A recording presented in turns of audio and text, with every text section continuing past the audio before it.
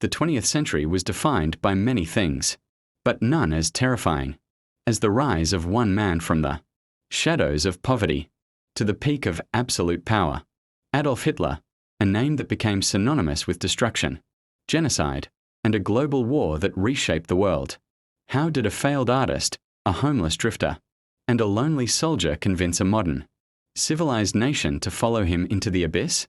Today, we are going deep. We will explore every corner of his life, his psychology, and his devastating impact on humanity. This is the complete journey through the life and death of the Führer. Let's begin. The birth and the borderlands. Adolf Hitler's story begins on April 20th, 1889, in the small Austrian town of Braunau am Inn. Born into a modest middle-class family, he was the fourth child of Alois Hitler and his third wife, Clara. This border town, sitting between Austria and Germany, would plant the first seeds of his obsession with a greater German identity, the tyranny of Alois. His father, Alois, was a stern, rigid, and often violent man. A career customs official, he demanded absolute obedience. He frequently beat Adolf, attempting to force him into a stable, boring civil service career. This childhood was not one of warmth, but of constant fear and a burning desire to rebel against any form of authority. The shelter of Clara. In total contrast, his mother, Clara, was gentle and deeply affectionate. She doted on Adolf, perhaps to compensate for his father's cruelty. When his father died in 1903, Adolf was left under her sole care. Her death from breast cancer a few years later would be the most traumatic event of his youth, leaving him alone and unmoored in a world he felt he didn't belong to. The dream of the academy. Armed with a small inheritance and a passion for art, Hitler moved to Vienna. He viewed himself as a misunderstood genius. However, the Academy of Fine Arts rejected his application twice. They suggested he try architecture, but he lacked the school credits.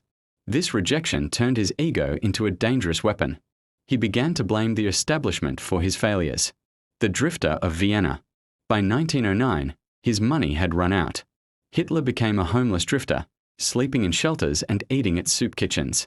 He spent his days in the city's grand libraries, not studying art, but consuming radical political literature. He observed the diverse, multi-ethnic population of Vienna with growing disgust, fueling his first thoughts of racial superiority. The roots of radicalization. In the men's hostels of Vienna, Hitler became obsessed with pan-Germanism and antisemitism.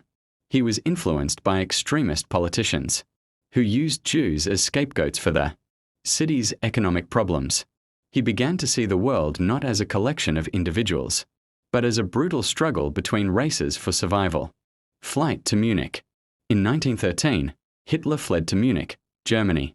He claimed it was to find better work as an artist, but the truth was he was dodging the Austrian military draft. He despised the Austrian Empire because it was home to many ethnicities. He wanted to live among pure Germans. The salvation of war. The outbreak of World War I in 1914 was Hitler's turning point. For the first time in his life, he had a purpose. He joined the 16th Bavarian Reserve Infantry Regiment.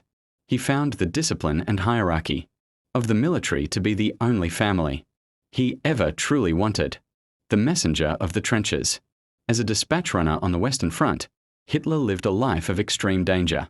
He ran through mud and heavy fire to deliver messages between command posts.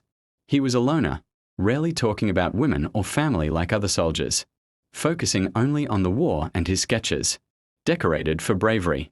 Hitler was wounded twice and decorated for his service, most notably with the Iron Cross First Class.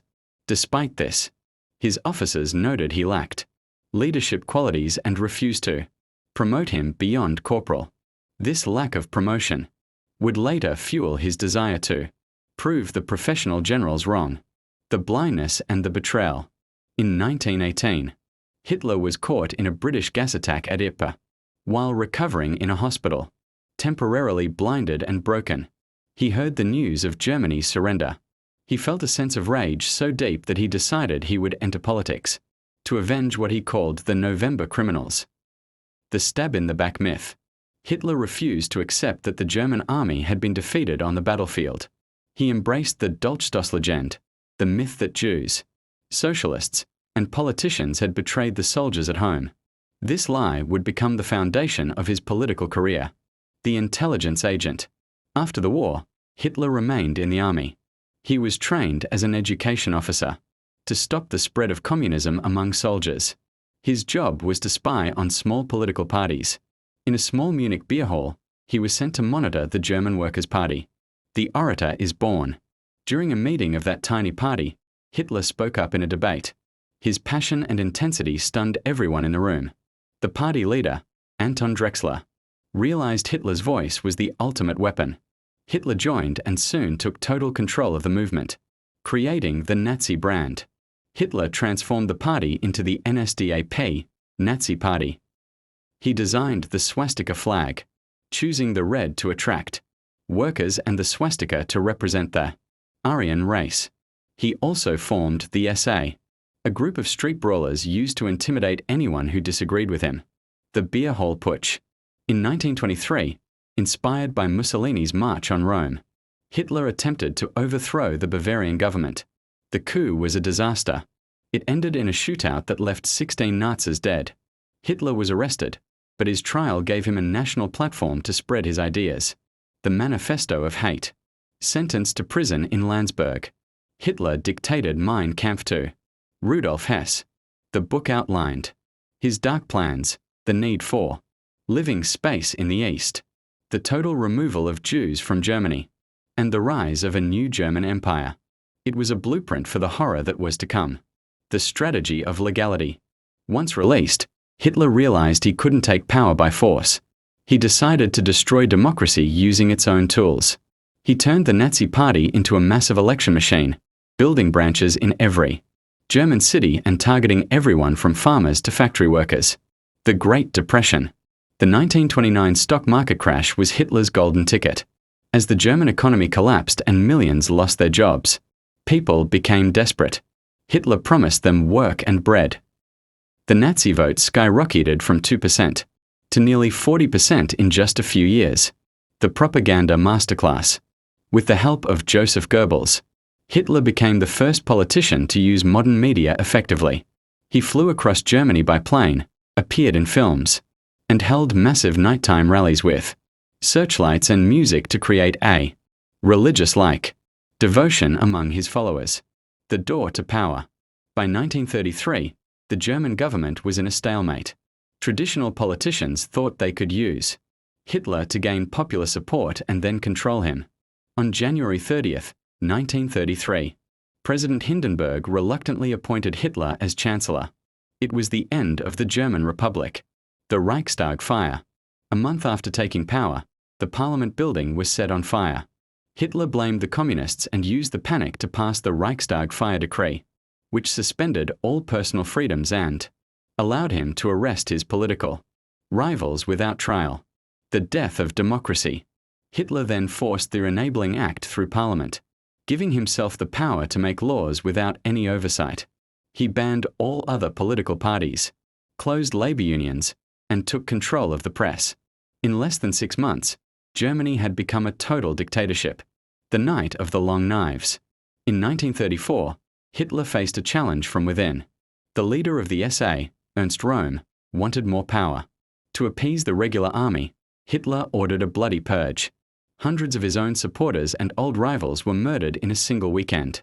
The Nuremberg Laws. The Nazis began the legal persecution of the Jews. The Nuremberg Laws stripped them of citizenship, banned them from professional jobs, and forbade marriage with Aryans. Hitler was systematically turning a group of citizens into outsiders in their own country, breaking the chains of Versailles. Hitler began a massive rearmament program. He rebuilt the Air Force and the Navy, and reoccupied the Rhineland. He gambled that France and Britain wouldn't start a war to stop him. He was right. Each success made him feel more invincible. The march to global war. After annexing Austria and Czechoslovakia, Hitler invaded Poland on September 1st, 1939. This was the final straw. Britain and France declared war. Hitler's blitzkrieg tactics then crushed most of Western Europe, including France, in a matter of weeks. The fatal mistake, the East. In June 1941, Hitler launched Operation Barbarossa. the invasion of the Soviet Union. He ignored the lessons of history and the warnings of his generals. The brutal Russian winter and the sheer will of the Soviet people began to destroy the German war machine. The horror of the Holocaust. As the war intensified, Hitler moved from persecution to extermination. The final solution led to the construction of death camps across Poland. 6 million Jews, along with millions of others, were murdered in the most efficient and horrific genocide the world has ever seen. The bunker and the end. By 1945, the Allied and Soviet armies were closing in on Berlin. A frail, paranoid, and defeated Hitler hid in an underground bunker. On April 30th, 1945, as the Red Army fought just blocks away, he committed suicide. He left behind a continent in ruins and a world changed forever. The story of Adolf Hitler is a terrifying reminder of what happens when a society allows fear and hatred to replace reason and compassion. He rose from a drifter to a dictator, leaving a trail of blood and ash across history. Thank you for watching this detailed journey. If you believe history must be remembered so it isn't repeated, please like this video and subscribe to our channel. Your support allows us to keep telling these important stories.